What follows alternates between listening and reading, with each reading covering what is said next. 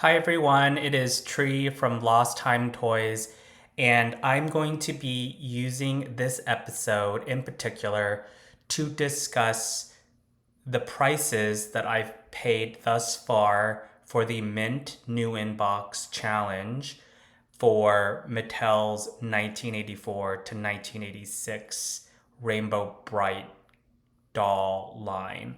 So let's start. If you look at the chart on your left, you will see the entire, I guess, like collection that I'm trying to purchase new in box. And up to episode 9, you've seen that I've collected all of the American Color Kids plus the original 9-inch Rainbow Brite plus Twink doll. So let's review sequentially how much I've spent thus far. And there's a huge caveat in that I wanted to say before all of this is collecting is a very expensive hobby, and I am very, I guess, like aware of how much this stuff costs. So I would say that my advice, and I'm not always perfect at even adhering to this advice, is that you should take your time to try to choose the right pieces for your collection and use eBay, especially like setting the toggle onto sold items to see historically how much items that you're searching for have sold in the last few months. I think for the free version of eBay, you can only go back maybe 3 to 6 months. So older historical sold prices won't be available to you, but that's a good recent barometer in terms of like how much you should on average be spending. So in a previous episode, I discussed how the prices of the inbox Rainbow Brite dolls are reflective of when they were released. So Rainbow Brite, Red Butler, Canary Yellow, and Patio Green, because they were Generation 1, first wave, there are more of those dolls, and probably in response to that, subsequently, the median prices are lower because there's more available on the resale market. So I predicted 150 for those dolls, and it I did pretty well with Rainbow Brite. I purchased her for about $108.25. I just want to say that my prices in the column that says price purchase includes shipping, which can vary from anywhere from $10 to like $20, depending on how high the seller is pricing for shipping. Some people will try to like create a psychological bargain. Well, they'll offer free shipping, but I think usually the shipping is baked into the price, which is why you'll see the items tend to go for higher. So $108 for a Rainbow Brite is a pretty good deal. I did have to really work on that box just because it was slightly concaved when I purchased it, and I was trying to iron it out to make it flatter in the front plane. So we discussed that in episode 2. In episode 5 and 6, I reviewed the bundle lot of 2 that I got for the Red Butler and Canary Yellow. The reason why I'd say that this is just an average deal is like you can see I colored it text wise in this orange text. I think that that's an average deal because I only saved $7.85 for each of the dolls. I did have an ability to shave a little bit on this, shave and save on this shipping because they were in a combined lot. So I spent $142.15 on each of those dolls, and the median price is around 150. But some of my friends who have collected this in the past said that they can score it for like $100 if you're actively looking and are patient. So that was just an average deal for me, and I will say that the canary yellow was like in an exceptional condition. It was already pretty mint looking. Red Butler looked pretty decent, except the top part of the front of the box had some minor scuff marks that had some of the color worn away. So that is Red Butler and Canary Yellow. And in episode 7, I showed you the patio green box, which, the patio green and the buddy blue were both purchased in a very, very super savings box that I thought was originally a scam, but it was not. I got it from a seller based out of Colorado. So I only paid, once you divide out the number of boxes and the total shipment was about $60 after tax and shipping. So I paid $10.35 for the Canary Yellow, which is a huge savings. I saved like $140 on I keep saying Canary Yellow, the patio green.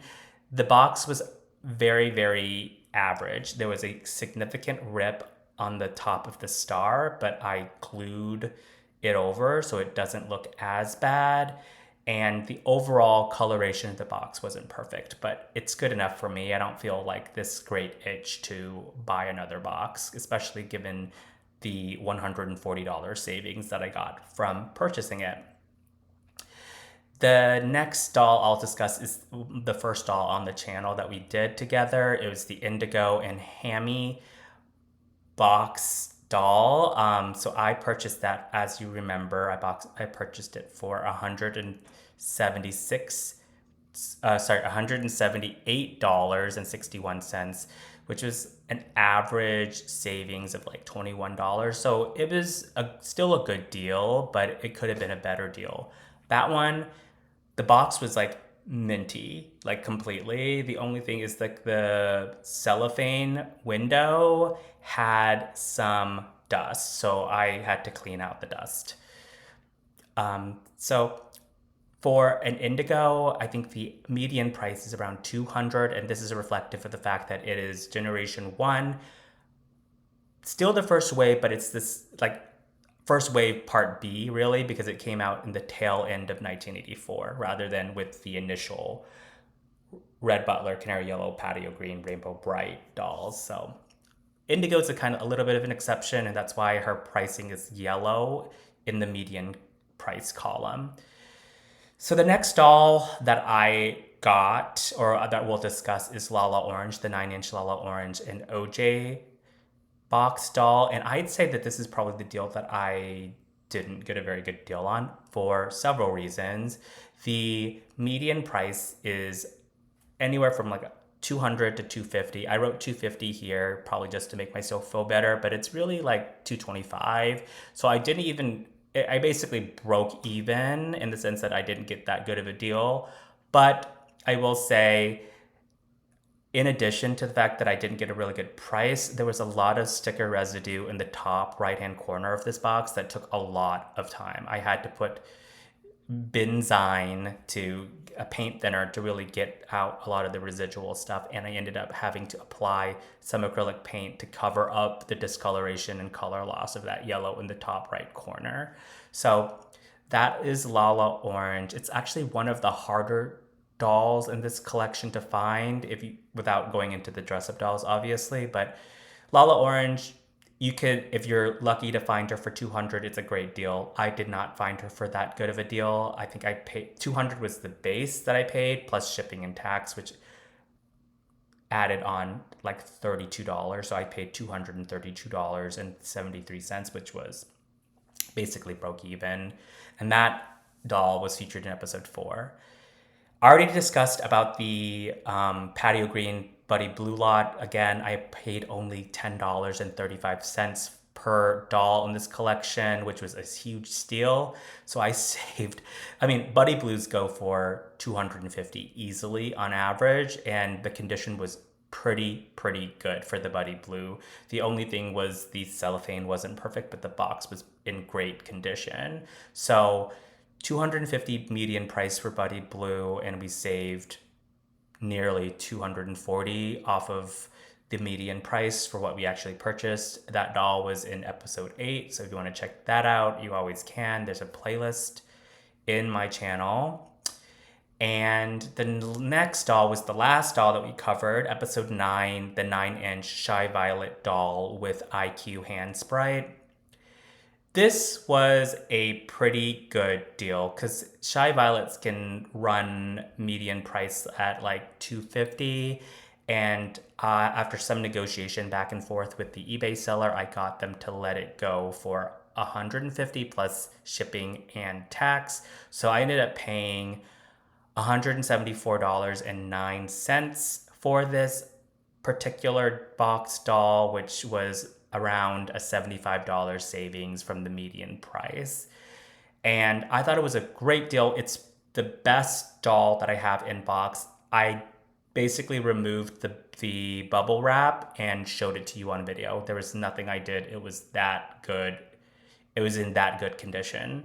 So the last doll that we'll discuss on this list of, I think there's 9 out of 11, is the Tickled Pink doll, which was episode 3. The 9-inch Tickled Pink doll is a dress-up doll that was released by Mattel in 1986. It is still first generation, but it's the third wave. And that doll I got at a bargain from my friend Kara at Moonstruck Crystals. She sold it to me, including shipping, for $150, and I paid her friends and family, so she got most of that price. And going rate for a Tickled Pink is over $300, so that was $150 savings. The box was in decent condition. It was slightly bent and concaved in the corners and in the main face of the box, but maybe I'll show you a video on how I iron it out, because I buy this little tiny iron, and you can really use it to straighten out your boxes. So overall, this is kind of embarrassing. So I actually accumulated this collection very, very fast. For these 9 out of 11 dolls, I only took 3 weeks to acquire these dolls. I was expecting to take a whole year to get as far as I did, but because the market is really good right now, I just bought when I saw them flash on eBay and didn't look back. It was kind of recklessly abandoned in my strategy of acquiring these dolls because it was a good deal. I was going to buy it, and I actually did not buy it in big lots that were over $2,000 because the quality of those, all of them were open or had significant rip damage in the back, and all of my dolls boxes look really good. There's no rips on the back or the top that I know of. And so I spent for these 9 dolls $1,148.68. So the price per doll was $127.63, which is a great deal because if you look at the median prices, they average around $200. So we're doing really good in terms of budgeting. So the price before tax is $117.90. And if you take into account that it's $15 for shipping, I'm really only spending the base price $100 for a lot of these dolls. And a lot of that is due to the fact that I scored a really good deal on the Patio Green and Buddy Blue. But that is all to say there's opportunities to save money out there if you're doing this mint inbox collecting.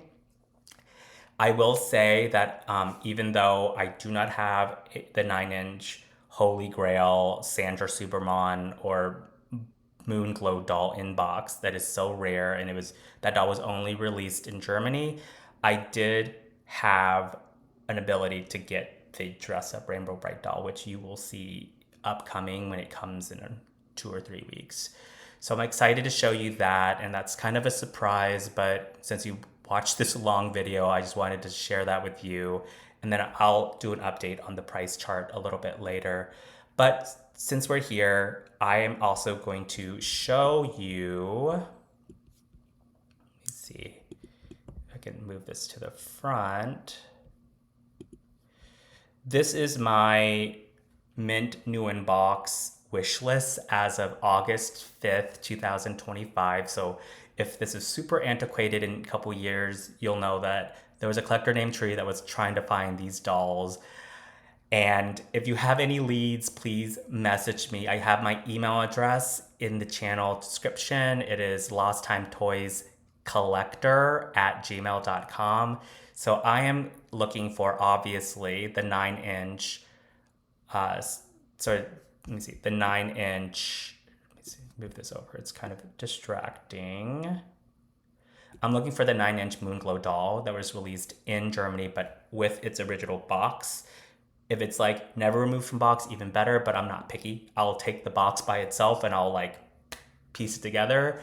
I bought, just in anticipation that I'll ever find a box that I need, I bought very specialized rounded twist ties to tie the doll to the cardboard box insert. I am also searching for, so that will be a very, very expensive and impossible holy grail task. But the second on my list is the flocked hard body Starlight. This was released in the second wave of Generation 1 in 1985. And it is very, very hard to find this horse. This horse is very hard because most of the time I've never even seen it loose, to be honest. It's so rare. It's not for everyone, and initially it wasn't for me, but now I have Rainbow Brite fever and I like need it in my collection to, it's a beautiful doll. It's a beautiful horse, and hopefully someday I'll be able to do a video on it, but it's yarn in the mane and tail and hard. I think the mold is from a Barbie like 1980s horse, and it's flocked and beautiful, and it has like this like glittery harness that's on it. So I am also actively searching for a plush Starlight in the original box. And I know that there are a lot of them out there. Some of them have like discoloration and mold on the body of the plush, and I don't want that. And a lot of the cellophane had like drops sporadically, so boxes will look really terrible, to be honest. So I'm looking for a good condition one of those. It's probably going to cost a decent amount, not as much as the hard body, and obviously not as much as the Moonglow in box, but that's also on my list. I am also searching for a in box. It's not really like in box. There's like a cardboard box that it sits on, but it's exposed to the air, for the smaller version of Lurky, which came out in 1984. So Generation 1, first wave. There's several of those, but what I found is the cardboard backing often gets wet or absorbs moisture or humidity, and it leaves like a water stain, and I'm trying to find one that's in good condition. And the last thing on my list, and it's like lower on my like demand list, is the larger plush Lurky doll. That one I don't think comes in a cardboard sleeve at all. It is just with a tag. So those are my 5 Rainbow Brite wish lists. If this is interesting to you, I can do my whole like across all the franchises, my wish list there. But this has been a very long, in-depth look at price points and waves of the doll. So if you have any questions, please let me know. I'm totally nerding out and geeking out about this, and basically putting in a lot of money from my savings into building this collection. But I do think that it's valuable to get in while I still can. I'm years, decades behind everyone else.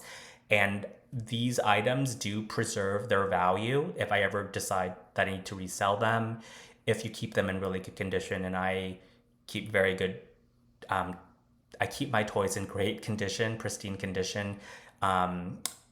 There's very little light and in the room that I store them. And if they're not boxed, which all of these are, I put them in acrylic cases. So thank you guys for taking a rabbit hole dive in with me on this venture. If you have any other questions, drop them in the comments and I'll try my best to answer them. Thanks. See you around.